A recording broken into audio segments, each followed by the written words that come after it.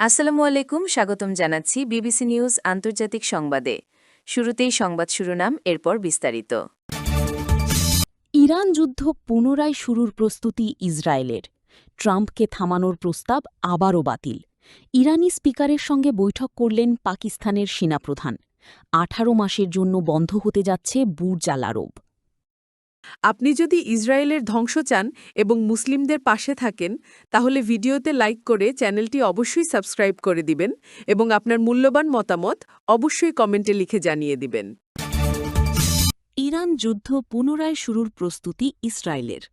ইরানের সঙ্গে যুদ্ধ আবারও শুরু হতে পারে বলে সতর্ক করেছেন ইসরায়েলের প্রধানমন্ত্রী বেনিয়ামিন নেতানিয়াহু। একই সময়ে যুক্তরাষ্ট্র জানিয়েছে তেহরানের সঙ্গে দ্বিতীয় দফা আলোচনার সম্ভাবনা বাড়ছে। খবর টাইমস অফ ইসরায়েল।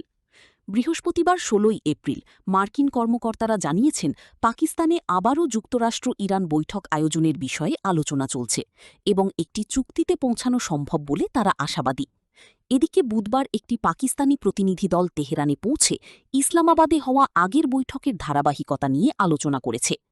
ইরানের এক জ্যেষ্ঠ কর্মকর্তা জানান, আলোচনায় কিছু অগ্রগতি হলেও গুরুত্বপূর্ণ বিষয়গুলোতে এখনও মতবিরোধ রয়েছে, বিশেষ করে ইরানের উচ্চমাত্রায় সমৃদ্ধ ইউরেনিয়ামের ভবিষ্যৎ এবং পারমাণবিক কর্মসূচির সীমাবদ্ধতার মেয়াদ নিয়ে কোনো সমাধান হয়নি। তবে যুদ্ধবিরতি বাড়ানো এবং নতুন করে আলোচনা শুরু হওয়ার সম্ভাবনা তৈরি হয়েছে। হোয়াইট হাউসের প্রেস সেক্রেটারি ক্যারোলিন লেভিট বলেন, পরবর্তী আলোচনা খুব সম্ভবত পাকিস্তানের রাজধানীতেই হবে এবং একটি চুক্তির সম্ভাবনা নিয়ে তারা ইতিবাচক। মার্কিন ভাইস প্রেসিডেন্ট জেডি ভ্যান্স জানান, ইরানের সামনে একটি বড় সমঝোতা প্রস্তাব রাখা হয়েছে, যার মাধ্যমে ৬ সপ্তাহের যুদ্ধের অবসান এবং দীর্ঘদিনের পারমাণবিক বিরোধের সমাধান সম্ভব। অন্যদিকে নেতানিয়াহু বলেন, যুক্তরাষ্ট্র ইরানের সঙ্গে তাদের যোগাযোগের বিষয়ে ইসরায়েলকে নিয়মিত অবহিত করছে এবং দুই দেশের লক্ষ্য এক। তিনি বলেন, ইরানের ইউরেনিয়াম সমৃদ্ধকরণ সম্পূর্ণ বন্ধ করতে হবে এবং হরমুজ প্রণালী আবার খুলে দিতে হবে। বিশ্বের প্রায় ১/৫ অপরিশোধিত তেল পরিবাহিত হয় হরমুজ প্রণালীর মাধ্যমে। এটি বর্তমানে ইরানি বাহিনীর নিয়ন্ত্রণে রয়েছে এবং মার্কিন অবরোধের কেন্দ্রবিন্দুতে পরিণত হয়েছে।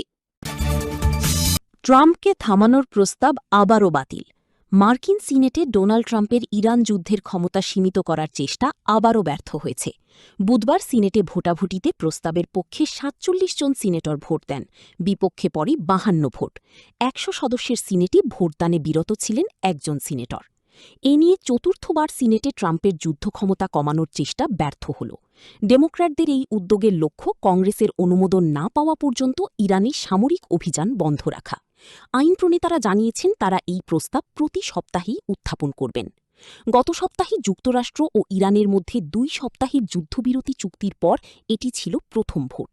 পাকিস্তানের ইসলামাবাদে পরবর্তী আলোচনাও স্থায়ী কোনো সমাধান আনতে পারেনি, যদিও উভয় পক্ষই দ্বিতীয় দফা আলোচনায় আগ্রহ দেখিয়েছে। যুদ্ধবিরতির আগে ট্রাম্প বারবার ইরানের বেসামরিক অবকাঠামোতে হামলার হুমকি দেন। এরপর গত ৭ এপ্রিল তিনি পুরো সভ্যতা ধ্বংস হয়ে যাবে বলে হুমকি দেন।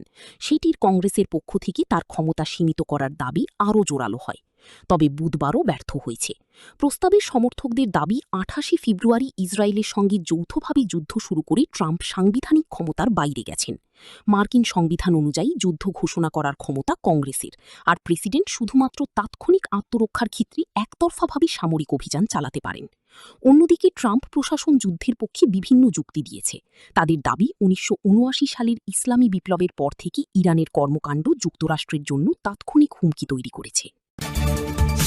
ইরানি স্পিকারের সঙ্গে বৈঠক করলেন পাকিস্তানের সেনাপ্রধান। পাকিস্তানের সেনাপ্রধান আসিম মুনির বৃহস্পতিবার ইরানি পার্লামেন্টের স্পিকার মোহাম্মদ বাগের কালিবাফের সঙ্গে বৈঠক করেছেন।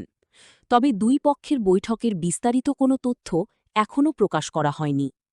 কালিবাফ গত শনিবার ইসলামাবাদে যুক্তরাষ্ট্র ও ইরানের মধ্যে অনুষ্ঠিত আলোচনায় ইরানি প্রতিনিধি দলের নেতৃত্ব দেন। আসিম মুনির গতকাল উচ্চ পর্যায়ের এক রাজনৈতিক ও নিরাপত্তা প্রতিনিধি দল নিয়ে তেহরানে পৌঁছান। ইরানি কর্মকর্তাদের উদ্ধৃতি দিয়ে ইরানের সংবাদমাধ্যমে জানানো হয়, তিনি সেখানে আমেরিকার বার্তা এবং আলোচনার দ্বিতীয় দফার পরিকল্পনা পৌঁছে দিতে এসেছেন।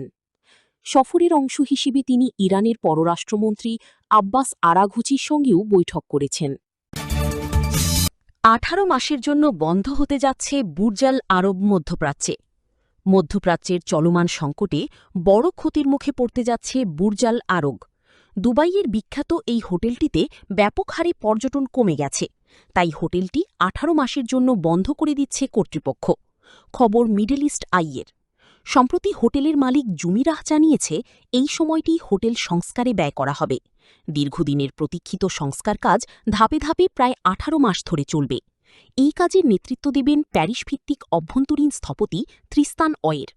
বার্তা সংস্থা রয়টার্সকে হোটেলের এক কর্মকর্তা জানিয়েছেন, সংস্কারের সময় পালতোলা নকশার হোটেলটিও বন্ধ থাকবে এবং যেসব অতিথির বুকিং রয়েছে তাদের নিকটবর্তী হোটেলে বিকল্প থাকার ব্যবস্থা দেওয়া হবে। বুর্জ খলিফা ও পাম আইল্যান্ডসের পাশাপাশি বুর্জ আল আরব দুবাইয়ের সবচেয়ে পরিচিত স্থাপনাগুলোর একটি। তবে মার্চে ইরানি ড্রোন হামলা প্রতিহত করার সময় সৃষ্ট ধ্বংসাবশেষে হোটেলটি ক্ষতিগ্রস্ত হয়। যদিও জুমিরাহ তাদের বিবৃতিতে সরাসরি ইরানের সঙ্গে যুদ্ধের কথা উল্লেখ করেনি, ধারণা করা হচ্ছে সংযুক্ত আরব আমিরাত সহ উপসাগরীয় অঞ্চলে ইরানের হামলার ফলে বিদেশি প্রবাসী ও পর্যটকদের একটি অংশ অঞ্চলটি ছেড়ে যাচ্ছে। ফেব্রুয়ারির শেষ দিকে যুক্তরাষ্ট্র ও ইসরায়েলের ইরানি হামলার মাধ্যমে শুরু হওয়া সংঘাতের মাত্র 1 মাসের মধ্যে দুবাই ও আবুধাবির শেয়ার বাজার থেকে প্রায় $120 বিলিয়ন বাজার মূল্য কমে যায়। একই সময়ে 18,400টির বেশি ফ্লাইট বাতিল হয়। এতে একটি স্থিতিশীল ও নিরাপদ ব্যবসা ও পর্যটন গন্তব্য হিসেবে উপসাগরীয় দেশটির যে সুনাম তৈরি হয়েছিল তা ক্ষতিগ্রস্ত হয়েছে। সৌদি আরব ও ওমানের মতো দেশগুলো যেখানে তেলের দামের ঊর্ধ্বগতির কারণে লাভবান হয়েছে, সেখানে পর্যটন, রিয়েল এস্টেট, লজিস্টিক্স ও আর্থিক খাত নির্ভর সংযুক্ত আরব আমিরাতের অর্থনীতি সরাসরি ধাক্কা খেয়েছে।